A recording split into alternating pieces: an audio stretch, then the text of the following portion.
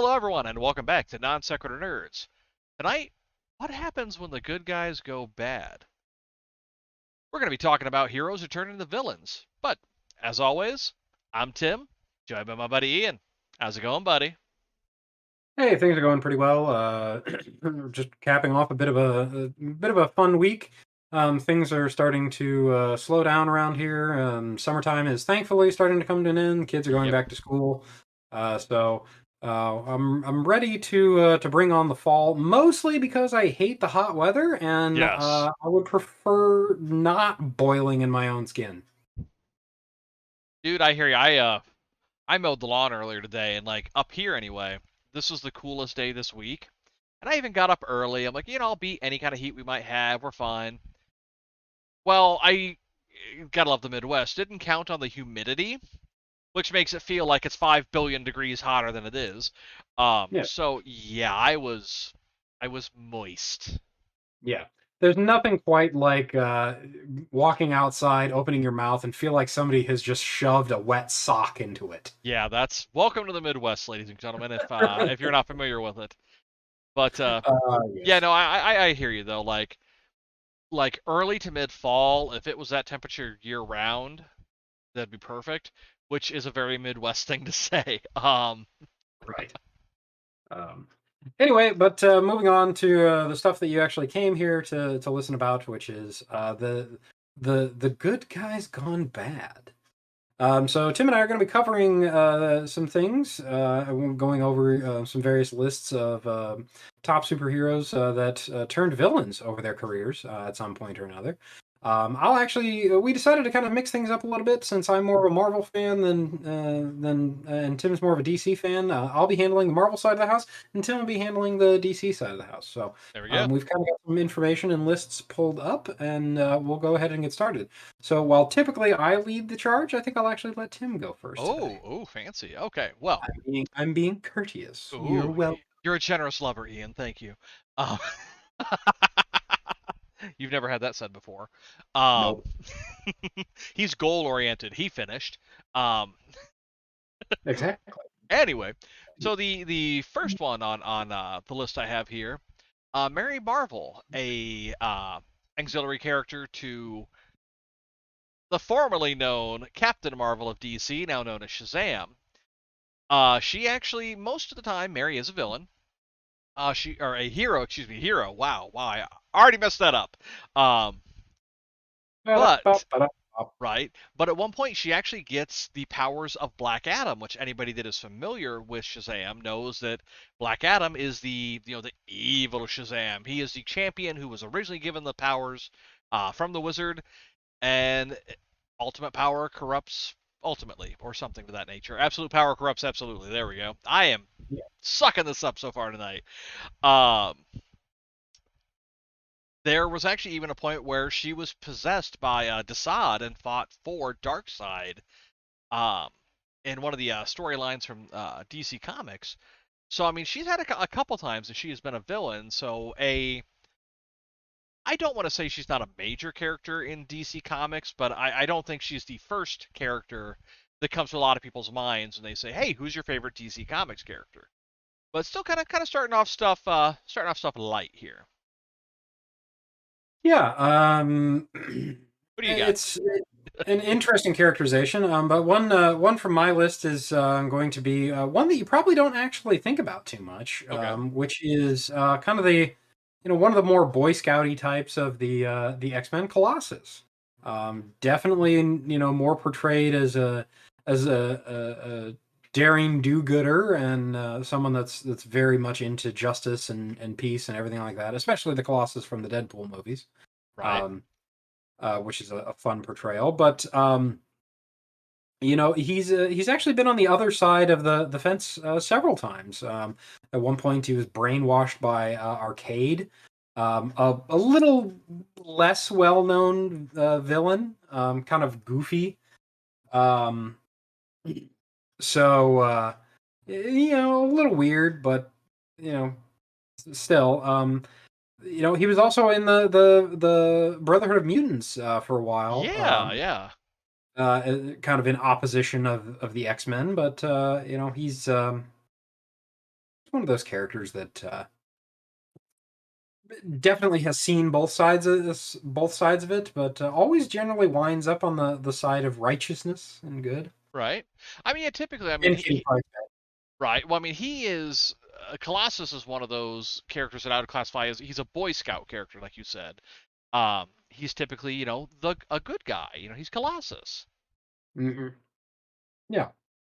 So, Uh, yeah. So what do you got then? well, I have one. This is one that this has been done, admittedly, a lot of times with this character. Probably one of the, from DC anyway, more well-known heroes that became villains, Superman. Now, whether it's brainwashing, whether it's a obscure kryptonite, whether it's an Elseworlds or alternate universe story, the DC trope of, well, what if Superman was bad, admittedly has been played out a lot. But I mean, some of the more well-known ones, one that even had an entire game series devoted to it, Injustice Superman. A Superman uh, in a world which Joker tricks him into killing Lois while she's pregnant with their unborn child, and Superman just absolutely snaps at that point, kills Joker like in cold blood, and decides, you know what? If people can't stop this kind of thing, I will put a stop to this thing, and effectively becomes, overlord of Earth. He Hmm. he ends up he does end up getting some allies, both heroes and villains actually. Some of them agree with, Superman's totalitarian way of doing things. Of, you commit a crime, all right, that's it, you get one shot. Others, it's more out of fear. Um, but I mean, you've seen that. You've seen that. I mean, it was while it wasn't an original take on Superman, because again, we had seen evil Superman before. It was one of the more flushed out ones, because most of the other ones is a single comic or a single, animated thing, or a one-off, like I said, random color of kryptonite corrupted him. This was a whole universe that they had flushed out through the games, through the tie-in comic series, and I believe they actually did an animated movie of Injustice, correct? I think they Yes. did.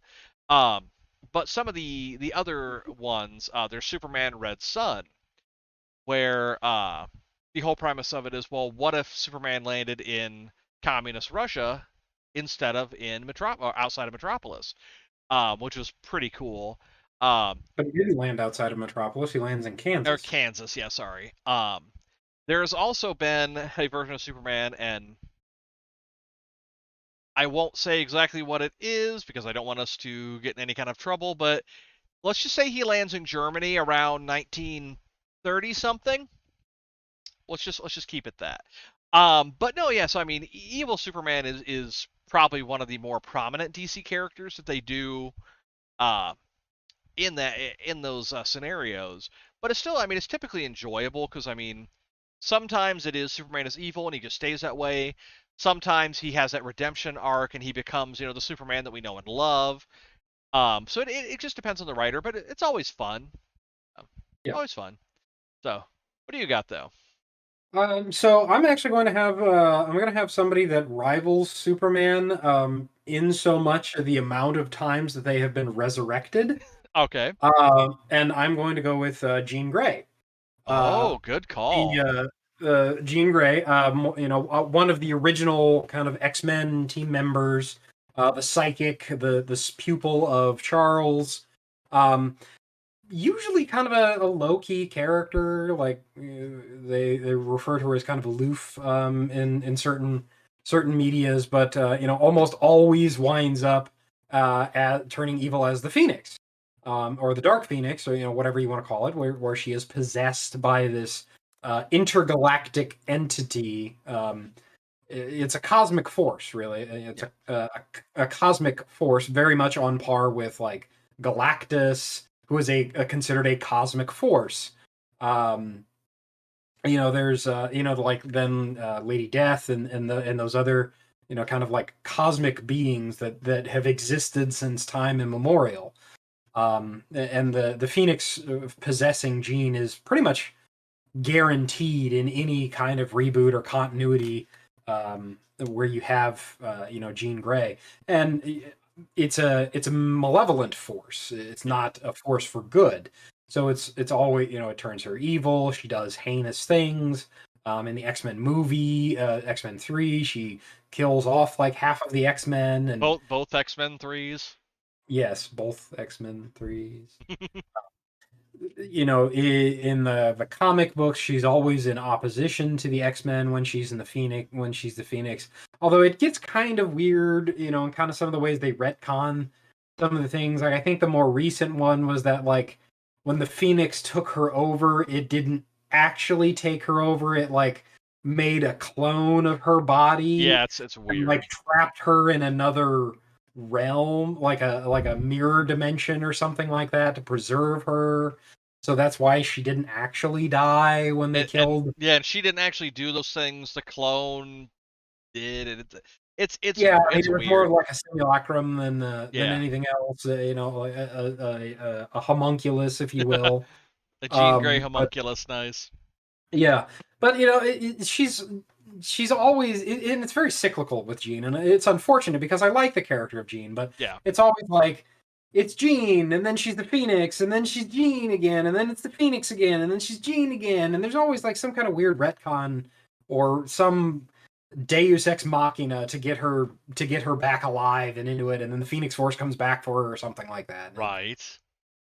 Uh, but It's crazy. anyway, yeah. Please, Marvel, leave Jean alone. Let her have a little bit of Leave money. Jean alone. Let her have a little bit of happiness. Uh, Anyway, all right. Moving on to you. What do you got? well, this is one that is a fan favorite character now. Um, but originally was such a non fan favorite character that fans voted to kill him.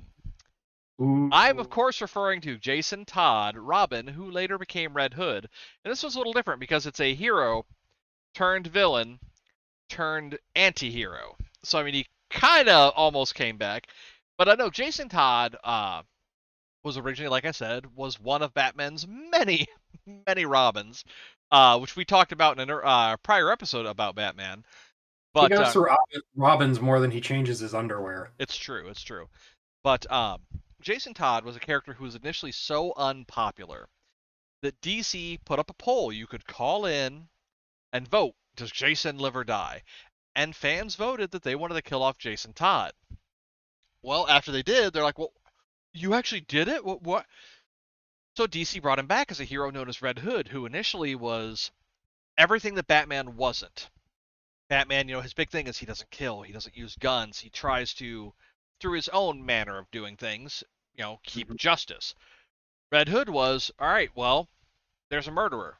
I'ma kill the murderer. There's a drug dealer. I'ma kill the drug dealer. He was very brutal in what he did. He was very ruthless. And initially, he didn't really have any memory of who he was. The way they brought Jason Todd back was a Lazarus Pit. But if you're familiar with Ra's al Ghul and the Lazarus Pits, they don't things don't always work the way that you intend them to. Pet Um, Cemetery. what's that? Pet Cemetery. Exactly, very Pet Cemetery. But so he comes back, adopts the moniker of Red Hood, and just is a brutal, relentless, Batman trained vigilante. And again, he does eventually kind of come full circle. He becomes more of an anti hero where he's still a little more brutal than what Batman would like, but he's not straight up, murking dudes.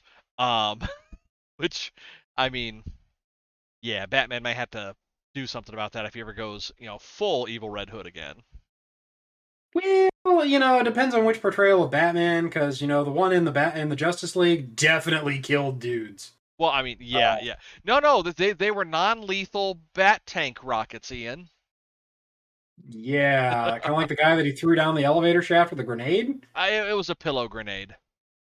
Okay, But yeah, yeah. but yeah, it's I Red mean, Hood is in now. Go ahead.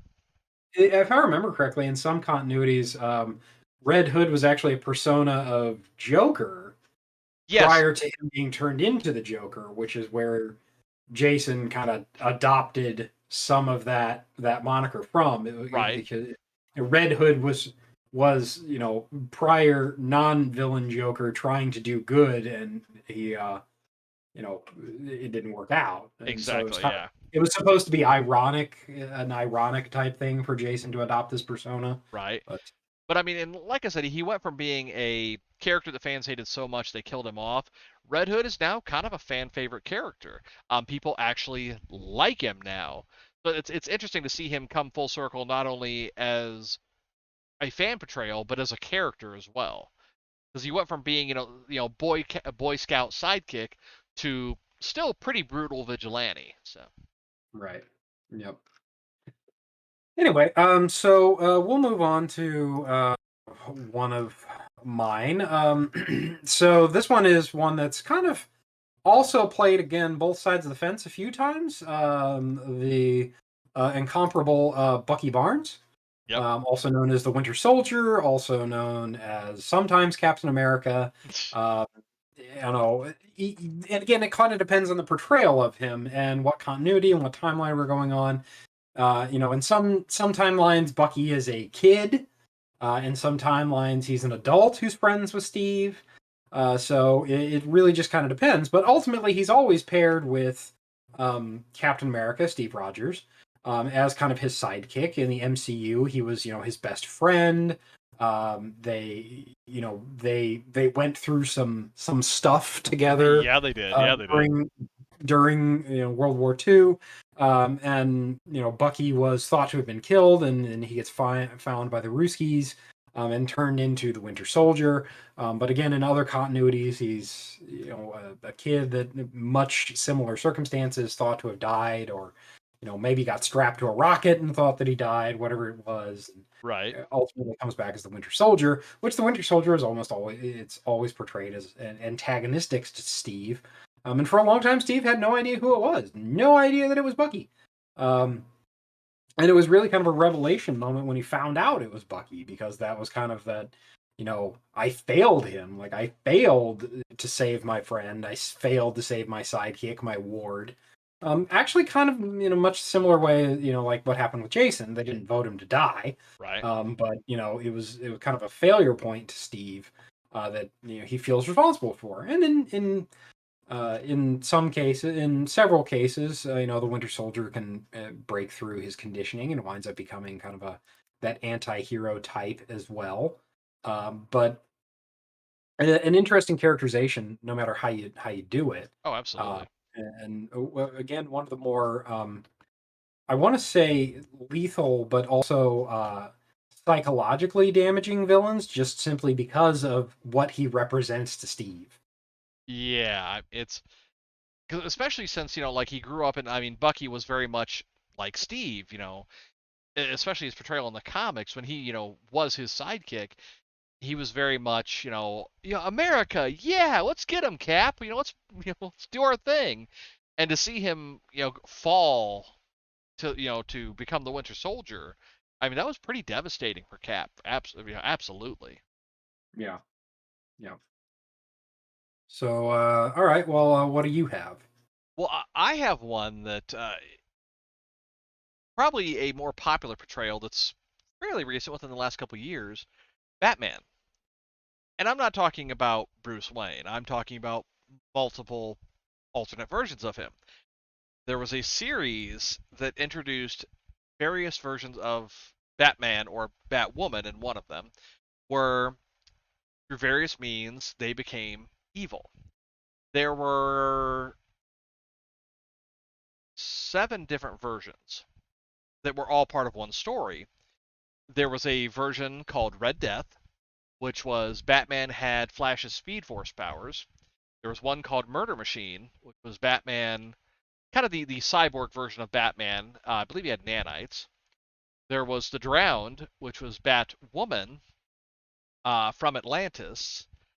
There was Dawnbreaker, who was Batman with a Green Lantern ring, and we've seen that done in comics before. That's never a good idea. There was the Merciless, which is Batman with Ares armor, so that was kind of the Wonder Woman version. Devastator, which was Batman with uh, a version, I think it was a serum, if I remember right, that effectively turned him into Doomsday.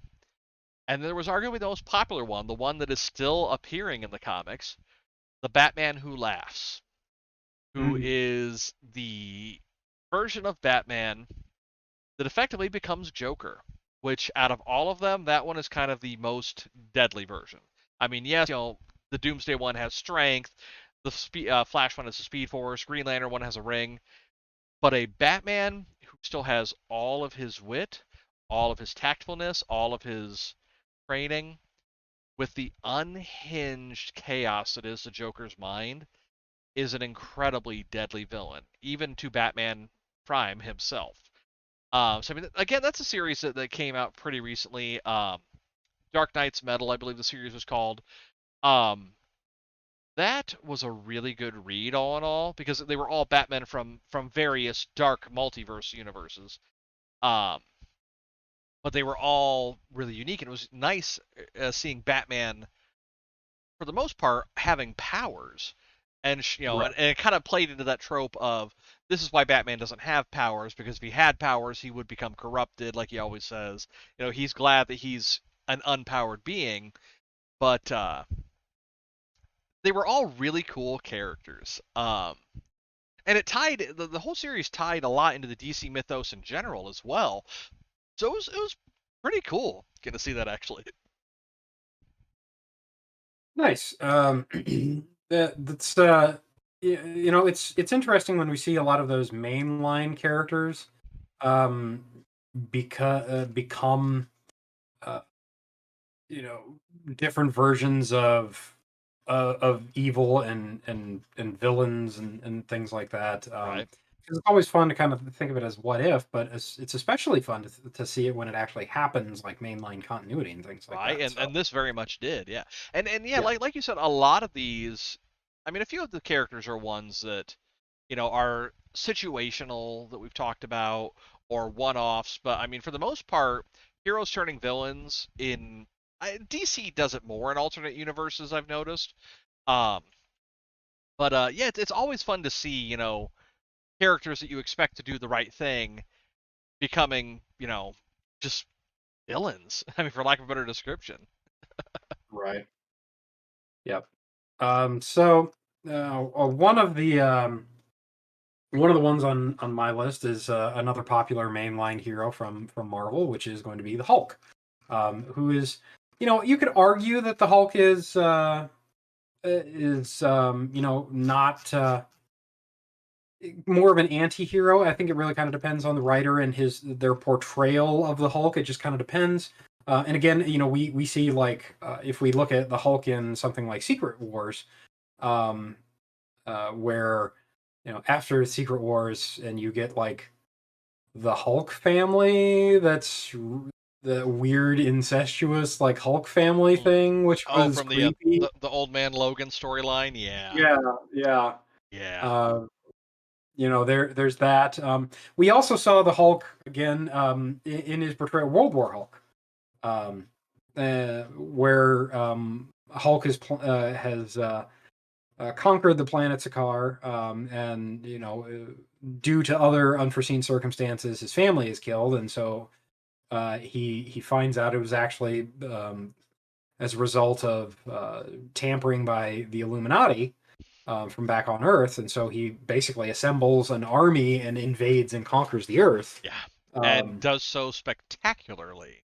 yeah, and these are all Hulks that aren't just like slobbering, mindless, smash machines. These are all Hulks that are very intelligent, very calculating, and maintain their faculties.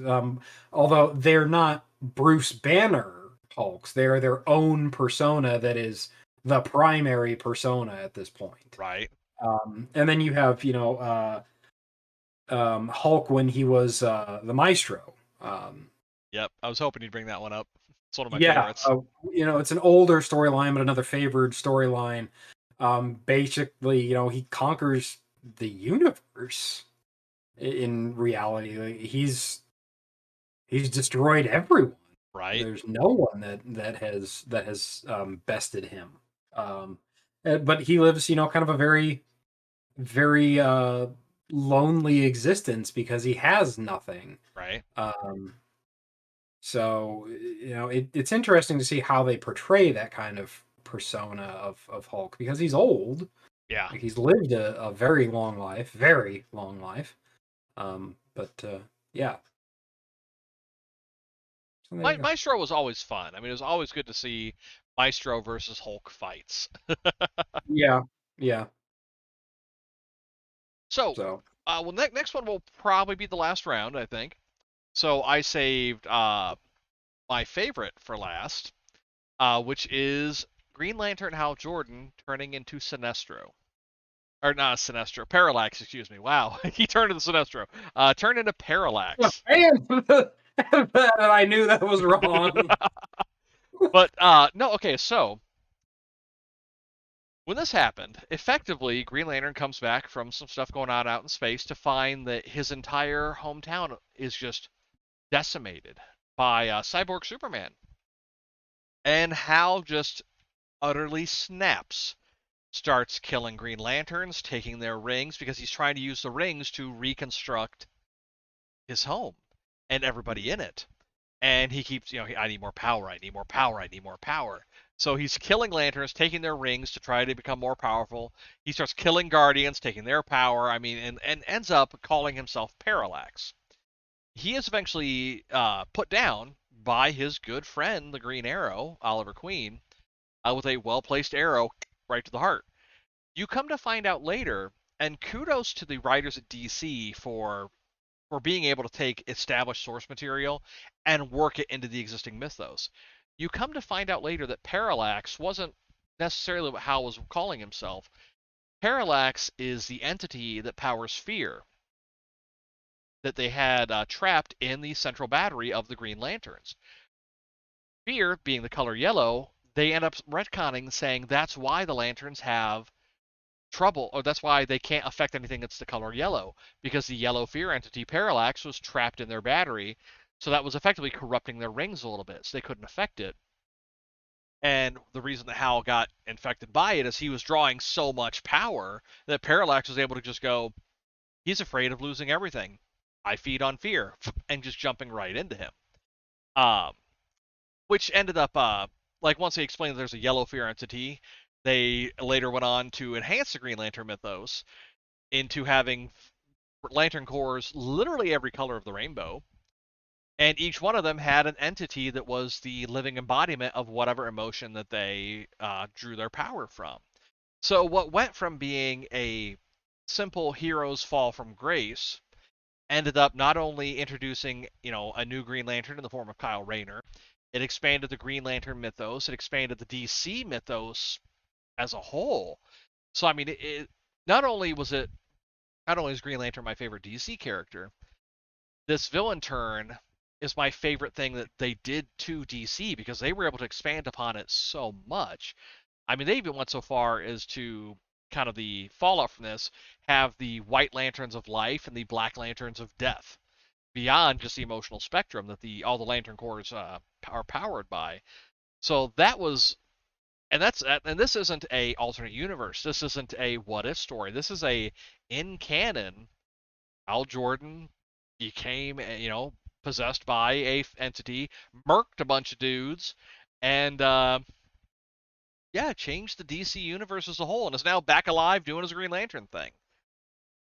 So it's the whole arc from his fall as Parallax to his returning to the War of Lights, all of that I thought was just so expertly done and just ties together so incredibly well.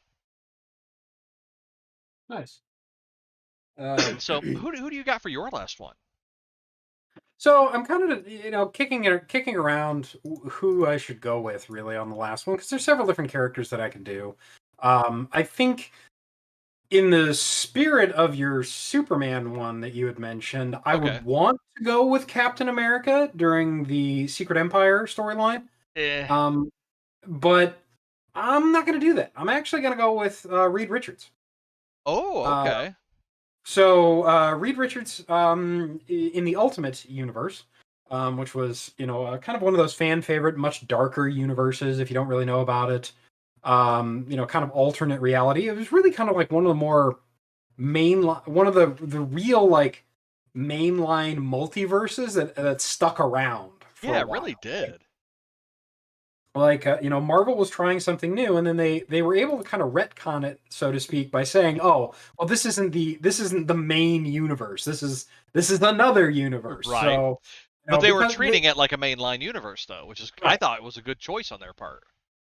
right. So anyway, in the Ultimates universe, Reed Richards is again founding member of Fantastic Four. He's super genius.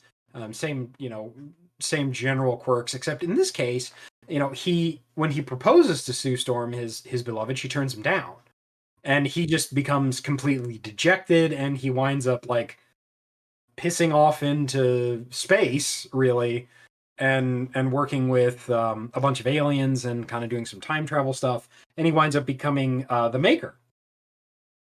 Basically, he is able to like he manages to grow his brain to these like this huge proportion. He has like a cult, and he uses time Yep. manipulation, and he's really just becomes like this, you know, bastard version of Yes. himself. Although he does wind up getting over to the mainline Marvel universe Yes. after the events of Secret Wars. If you haven't read the Secret Wars comic books, I suggest you do. They're fantastic, Yes, very absolutely. dark, very very powerful. One of the better storylines that you're going to see out of the Marvel universe. But yeah, Reed Richards is definitely one of those like supreme fall from grace stories, Yes. kind of almost similar to Superman. Reed was always the Boy Scout, the always for justice, doing the right thing. But Well, like Reed's doing the right thing is I'm a focus on this, but my family's dying over here, but I'm a focus on this. He was very detached. So, I mean, and Maker is even more so. Like he is all of Reed's negative qualities turned up to 11. yeah, with a weird squid looking head. Yes, with just little tufts of hair everywhere. Yes, yes, But I mean, an incredibly dangerous character though. I mean, because like Reed Richards, is the smartest man alive, and for him to be even more intelligent but have no a moral compass that does not point north is a dangerous thing, a very dangerous thing. yes.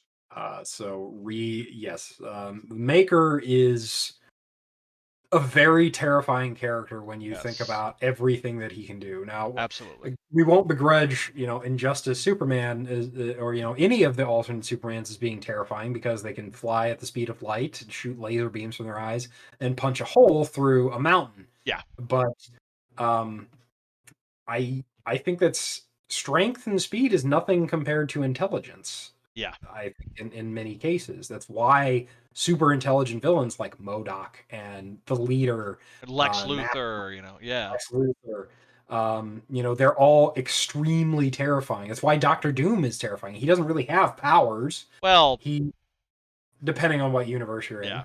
in, um, He's got magic. eventually, but he didn't have it. He didn't have it for a while. But Right. anyway, but he's a genius, and Yeah. he uses that genius in calculation. The problem is most of the time these villains have just as much hubris as they do genius, Yeah. and so they wind up being their own worst enemies. They don't. They think that they're invincible, and they wind up making something. It's why every villain's lair has the big red self-destruct button. Right. Exactly. You know. So anyway, but I think that'll do it for the list, I right? think so. Yeah. I think we're gonna that'll wrap it up for us. So, thank you for joining us on this episode of Non Sequitur Nerds. As always, you can go out and find us on our sponsored sites, Anchor.fm, which is powered by Spotify. You can find us on our social media at Facebook.com/non sequitur nerds, Twitter at non sequitur nerd, YouTube.com/non sequitur nerds, and occasionally, as in rarely, never, Twitch.tv/non sequitur nerds. You can also find the broadcast video recordings of this on both youtube.com and Spotify now. Yep. So We are give us a on listen. Spotify video as well. Give us a listen or give us a watch on whatever your preferred platform is. But I think that will do it for us. So, as So, always, thank you for joining us. And we hope to see you again next time. As always, for the Non Sequitur Nerds, I'm Ian. and I'm Tim. Night, everybody.